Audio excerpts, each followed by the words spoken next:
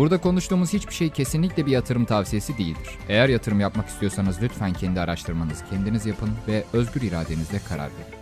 Arkadaşlar merhaba, Kozmos ve Juno videolarımızda ve bir önceki Kepler cüzdanı nasıl oluşturulur videomuzda sizlere Kozmos ekosistemindeki kazanç fırsatlarına değineceğimizden bahsetmiştik. Ne kadar büyük potansiyele sahip olduğunu ve yatırımlarınızla ne ölçüde kazançlar elde edilebileceğini gayet anlaşılır biçimde açıkladığımızı düşünüyoruz. Bu videoda ekosistemdeki kazanç sistemlerini ve stratejilerimizi platformun uygulamalı olarak nasıl kullanıldığını ve ne yapmamız gerektiğini sizlerle paylaşacağız. Piyasalar kötü durumdayken en ideal yollardan biri kriptolarımızı stake etmektir arkadaşlar. Bunu önceki videolarımızda da anlatmıştık. Kozmos ekosisteminde stake yapmak, oranları ve kazançları göz önünde bulundurulduğunda şu aşamada çok cazip görünüyor. Bu ekosistemin öne çıkan 3 tane avantajı var. Birincisi, istikballi ve kaliteli projelere yatırım yapıyoruz. Ayrıca şu an düşük piyasa değerinde olmaları büyük bir avantaj. Piyasalar ve proje yükselişe geçtiğinde güzel karlar elde etme şansımız var. İkinci olarak, yüksek oranlı stake ödüllerinden yararlanabileceksiniz. Ama düşüşlerin de olabileceğini mutlaka göz önünde bulundurun. Vay süper oranmış deyip bütün şarjörü yüksek ödüllü stake havuzlarına boşaltmayın. Üçüncü ve son olarak, stake etmenizi önereceğimiz bu kriptolarla Kozmos ekosisteminde çıkacak yeni projelerden airdrop kazanma fırsatınız olabilecek. Gün sonunda bir projeye yatırım yaptık, stake'e koyduk ve bu bize pasif gelir sağladı. Son olarak da ekosistemi kullanıyoruz diye airdroplarla ödüllendirildik. Yani bir taşla 3 kuş vurmuş olduk. Biz bu videoda ekosisteme $1000'lık bir giriş yapacağız. Ama sakın benim bu kadar param yok o zaman kapatıp gidelim diye düşünmeyin. İsterseniz $100'ınızı dağıtırsınız, isterseniz $500'ınızı.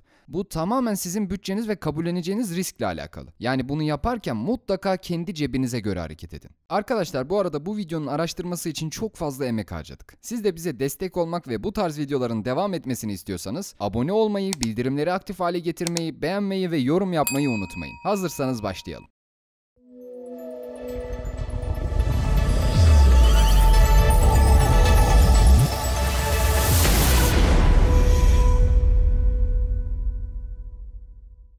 Öncelikle airdrop ne anlama gelir, nasıl kazanılır bunu bir anlayalım. Airdrop, projenin başındaki insanların ekosistem kullanıcılarına verdikleri bir teşviktir. Bunu yapma sebepleri ise sistemin kullanılmaya devam edilmesi ve yeni kullanıcı çekmek istemeleri. Eskiden yeni çıkacak projelerin beta sürümlerini elinizde coin olmasa da platform içinde test edebiliyordunuz ki hala yapabiliyoruz bunu ve binlerce dolarlık airdroplar kazanılabiliyordu. Fakat şimdi bir takım insanlar sadece airdrop kovaladıkları için testnet gibi fırsatların bir cazibesi kalmadı. O projelerden ancak $5-10 airdroplar geliyor, o da her zaman değil. Tabi istisnalar her zaman olabilir, biz genel çerçevede konuşuyoruz. Bugünlerde ise birçok kaliteli proje airdrop atmak için gerçekten sistemin içinde belirli sayıda işlem yapmak, oy vermek, stake yapmak gibi koşulların sağlanmasını istiyor. Niye? Çünkü elini kolunu sallayan benim airdrop'umdan faydalanmasın, sistemin gerçek kullanıcıları kazansın diye bu şekilde davranıyorlar. O yüzden biz de gözlemlerimiz sonucu projelerin airdrop atmak için genelde beklediği 6 koşulu birbiri ardına sıraladık. Bu 6 değişkenden ilki olan snapshot yani ekran görüntüsüyle hemen başlayalım. Jetonlarınızı stake ettiğinizde airdrop yapacak proje cüzdanınızdaki mevcut stake miktarınızın bir anlık görüntüsünü alacaktır. Bazı projeler airdrop yapacağını bile söylemiyorken ne zaman yapacaklarını söylemelerini bekleyemeyiz değil mi? Zaten öyle olsa çok yüksek katılım olacağından kişi başına düşen pay çok az olacaktır. Bizim burada yapmamız gereken en önemli nokta erken davranmak. Ekran görüntüsü siz işlem yapmadan önce alındıysa o zaman almaya hak kazanamazsınız. Bazen de insanların airdrop aldıktan sonra stake'lerini bozmalarının önüne geçmek için birden fazla ekran görüntüsü alınıyor ve birden fazla airdrop yapılabiliyor ki teşvik olsun. Bunu da söylemiş olalım. Evet, neyin stake edileceğiyle devam ediyoruz. Arkadaşlar Kozmos ekosisteminde Juno, Osmosis gibi projeler çıktığında insanlara airdrop dağıttılar. Peki kimlere? Atom stake edenlere. Elinde belli miktarda atom tutan herkes birebir oranla Juno ve Osmosis kazandılar.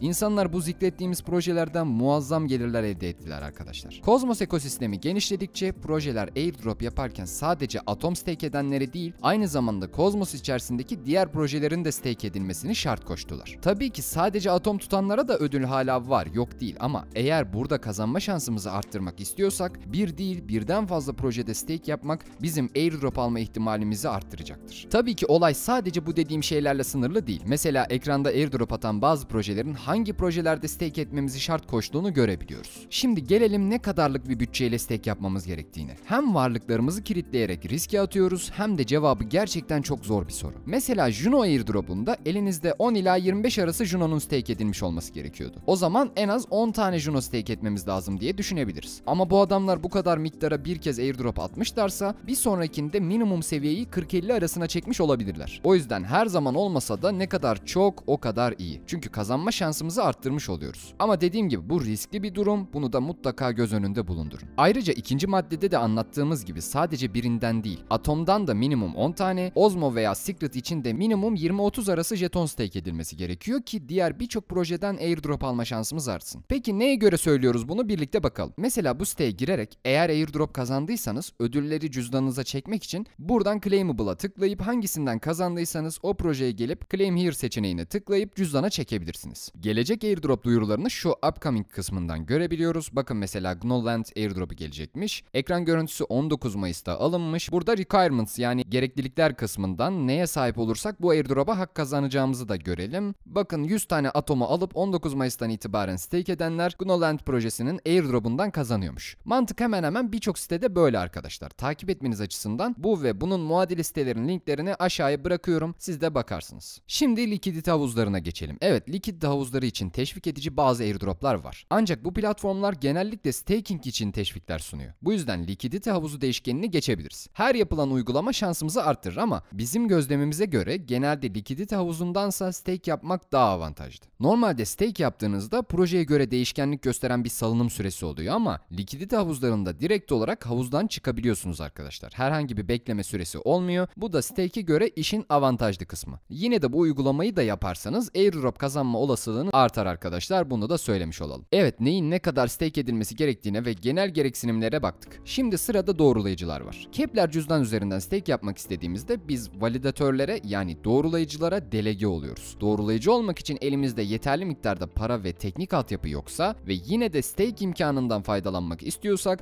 bu işlemi yapmamız gerekiyor. Kepler'le stake yaparken bazı durumlarda airdropları yalnızca belirli validatörleri seçenler alabiliyor. Ama şöyle bir rahatlığı var. Airdrop duyurusunda belirli bir validatör şartı bulunuyorsa bir doğrulayıcıdan diğerine geçmek saniyeler sürüyor. Yani 14 ya da 21 gün beklemeye gerek yok. Cüzdanınız üzerinden delege olarak stake yapmak istediğinizde doğrulayıcı adaylarından hangisiyle stake yapacağınızı seçmeniz lazım. Burada paranızdan belli oranda pay aldıkları için kendisini seçmenizi isteyen bir sürü validatör var. Bu noktada dikkat etmemiz gereken 3 altın kural var arkadaşlar. Bu kısımda asla doğrulayıcı ile paylaşacağınız oranı %0 seçmeyin. Bu komisyonları doğrulayıcılar alıyor. Eğer hiç komisyon kazanmayacaklarsa ve projelerde komisyon ödemeyen delegelere ödül dağıtırsa diğer doğrulayıcıları kimse tercih etmez ve sayıları azalır. Dolayısıyla airdrop dağıtan projeler %0 yani komisyonsuz bir delegeye ödül vermek istemezler ki diğerleri de bırakıp gitmesin. %0 komisyonlu çalışan doğrulayıcılar da mevcut. Sonuçta bu adamlar da kötü niyetli değil ama bizim için önemli olan az önce dediğimiz mesele. Yoksa gün sonunda bu tercih meselesi. Bunun aksine %100 oranında komisyon alan doğrulayıcıları da seçmeyin arkadaşlar. Bu oranları birçok kişi getiriyle karıştırıyor. Bunu seçtiğiniz takdirde getirilerden pay alamazsınız. Üçüncü ve son olarak Binance, Kraken ya da merkezi bir borsayı seçmeyin arkadaşlar. Büyük kurumlar airdrop vesaire gibi ödülleri almama eğiliminde oldukları için siz de onların delegeleri olarak ödüllerden mahrum kalırsınız.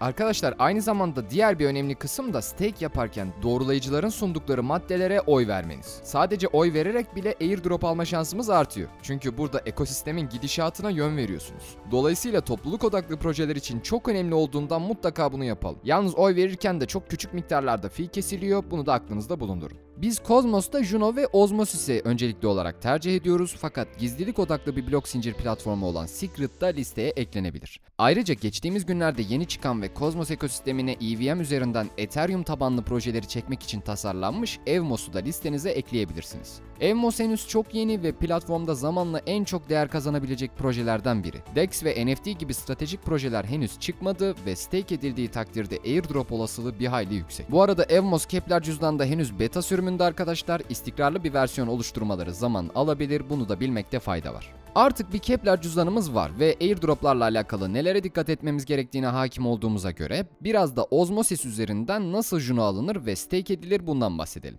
Yani şimdi işin uygulama kısmına geçiyoruz arkadaşlar. Bu işlemleri izleyerek aynı şekilde Secret veya Evmos da alabilirsiniz. Dediğim gibi bu da airdrop alma şansınızı arttıracaktır. Kepler cüzdanımıza giriş yapıyoruz. Ana ekranda varlıklarımız var. Sağ üstten Kepler ikonuna tıklayarak cüzdan adresimizi kopyalıyoruz. Devamında Binance hesabımıza giriş yapmamız gerekiyor. 1120 dolar varlığımızın 600 dolarıyla biz Atom alıyoruz. Cüzdanımızı kontrol edelim. Evet, varlıklarımız arasında yerini almış. Atom satırında bulunan çekme seçeneğine basarak buradaki atomlarımızı Kepler cüzdanımıza çekeceğiz. Adres kısmına başta kopyaladığımız Kepler cüzdanımızın adresini yapıştırıyoruz. Ekrana çıkan uyarıyı onaylıyoruz. A olarak Atom, Kozmos seçili. Tamamını aktaracağımız için Max'a tıklıyoruz. Zaten toplam değer direkt geliyor. Çok düşük bir miktarda kesim yapılacağı yazıyor. Çekme işlemlerinde bazı durumlarda memo bilgisi girmek gerekiyor. Az önce ekrana gelen uyarı da bununla ilgiliydi. Ama bizim buna ihtiyacımız yok. Çekme butonuna basarak işlemi tamamlıyoruz. Yine memo ile ilgili emin olup olmadığımızı soruyor. Onay kutucuğunu tıklayarak onaylaya basıyoruz. Bir kez daha adresi teyit etmemiz isteniyor. Devam diyerek ilerlediğimizde bize gönderilen onay kodlarını girmemizi istiyor. Bunlarla birlikte işlem tamamlanıyor arkadaşlar. Az önce de dediğim gibi 0.005 atom komisyonu alındığı belirtilmiş. Çekme işlemimizin hala devam ettiği görünüyor burada. Şöyle Kepler'dan da bakalım. Evet, henüz gelmemiş. Bir süre bekleyip Kepler cüzdanımızı kontrol ettiğimizde işlemin gerçekleştiğini görebiliyoruz. Ana sayfaya geçip sayfayı yenileyelim. Gördüğünüz gibi Total Balance kısmına da yansıdı. Şimdi stake işlemi için solda Cosmos Hub'ın altından stake seçeneğine basıyoruz. 10 atom zaten daha önceden stake ettiğimiz miktar. Bahsettiğimiz 3 altın kuralı hatırlıyorsunuz sanırım. Gördüğünüz gibi Kraken %100 komisyon kesiyor. Listede aktif doğrulayıcılar var. Buradan uygun gördüğünüzü seçebilirsiniz. Biz önceki validatörle devam ediyoruz. Satırın sağındaki Manage seçeneğiyle Delegate'e tıklayarak devam edelim. Üstteki turuncu yazılı kısımda stake'imizin en az 21 gün kilitli kalacağını ve o süre boyunca dokunamayacağımızın uyarısı yer alıyor. 64 tane atomumuz var. Bunun 21 ile stake yapmak istiyoruz. Açılan pencerede fee bölümünde low yani düşük ücreti seçerek approve butonuna basıyoruz. Sol üstte toplam stake ettiğimiz atom miktarı 10'dan 31'e çıktı. Ana ekranda da aynı şekilde rakamların güncellendiğini her yerden görebilirsiniz. Kullanılabilir 43 atom, stake'de ise 31 adet mevcut. Osmosis Zone sitesine giriş yapıp sağ üstten Launch App'e tıklayalım. Karşımıza çıkan onay kutucuğunu işaretleyip Proceed butonuna basıyoruz. İşlemi buradan yapacağımız için cüzdanımızı bağlamamız gerekiyor. Sol alt kısımda Connect Wallet'a tıklayarak Kepler cüzdanımızı bağlıyoruz. Soldaki sütundan Assets yani varlıklara tıkladığımızda 161 dolarlık Osmos stake ettiğimiz görünüyor. Kepler'in sitesine geçerek de teyit edebilirsiniz arkadaşlar. Osmosis Asset kısmından arama kutucuğuna atom yazarak daha kolay bulabiliriz. Ardından Deposit ve Approve diyerek ne kadar atom aktaracağımızı giriyoruz. Yine az önceki gibi Deposit dedikten sonra Fee bölümünden Low'u seçerek onaylıyoruz. İşlemin başarıyla gerçekleştiğine dair bildirimi görüyoruz. Sayfayı yenilediğimizde varlıklarımızın arasında artık atom da yer alıyor. Şimdi soldaki sütundan Trade kısmına geçelim. Burada elimizdeki atomların yarısıyla Osmo alacağız. Swap diyerek dönüştürme işlemini gerçekleştirdik. Açılan pencerede yine onayladık. İşlem başarıyla gerçekleşti. Varlıklara tekrar döndüğümüzde görebiliriz. Osmo Stake'i için soldan Stake'e basarak ya da Kepler'in sitesinde Osmosis'in altından Stake'e basarak geçebiliriz. Burada daha önce stake yaptığımız validatörlerle devam ediyoruz biz. Siz yine dilediğinizi seçebilirsiniz arkadaşlar. Atom Stake'in aksine Osmo'da 21 gün değil 14 gün beklemek gerekiyor. Tamamını seçerek az önceki adımların aynısını izleyelim. Memo kısmı boş kalabilir. Gördüğünüz gibi stake miktarımız arttı. Ana ekranda varlıklar kısmına da yansıdığını görebilirsiniz. Tekrar Osmosis Zone'a dönüp kalan atomlarımızla Juno alıyoruz. İşlem başarılı. Varlıklarımızı kontrol ettiğimizde Juno'yu görebiliyoruz. Juno'yu stake etmek için Juno zincirine çekmeniz gerekecek. Withdraw seçeneğine tıklayıp bağlantı isteğini onaylıyoruz. Burada IBC transferi için sağ üstteki Kepler ikonuna tıklayıp ağı Juno olarak seçtikten sonra adresimizi kopyalayıp alt kısma yapıştırmamız gerekiyor. Gördüğünüz gibi zaten adresler ağın adıyla başlıyor. Yani burada varlığımızın tamamını Osmosis'ten Juno'ya aktarıyoruz. Ve gördüğünüz gibi Love seçeneğinde 0 işlem ücreti alıyorlar. Bu gerçekten Cosmos'taki güzel özelliklerden biri. Diğer ağlarda da çok nadiren gördüğümüz bir şey. Fee ücreti ödemiyoruz arkadaşlar. Evet, IBC transferimiz başarıyla gerçekleşti. Juno ağına gönderdiğimiz için artık Osmosis'teki varlıklarımızda Juno görünmüyor. Kepler'den de görebiliyoruz bunu. Sol kısımdan sık kullandıklarınızı isimlerinin yanındaki yıldız simgesine basarak favorilerinize ekleyebilirsiniz. Bu sayede her seferinde listeyi aramanıza gerek kalmaz. Juno ve ardından Stake'e basıyoruz. Bu kısımları artık ezberlediniz zaten. Juno bize işlem ücretlerinde lazım olduğu için tamamını yatırmıyoruz. İçeride muhakkak küçük bir miktar bırakın arkadaşlar. Burada ise 28 gün kilitli kalması gerektiği belirtilmiş.